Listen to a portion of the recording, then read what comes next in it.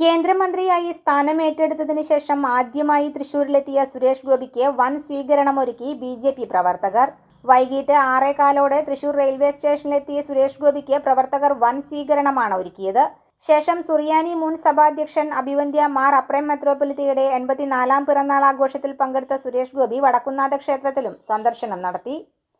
News fact, Thrissur.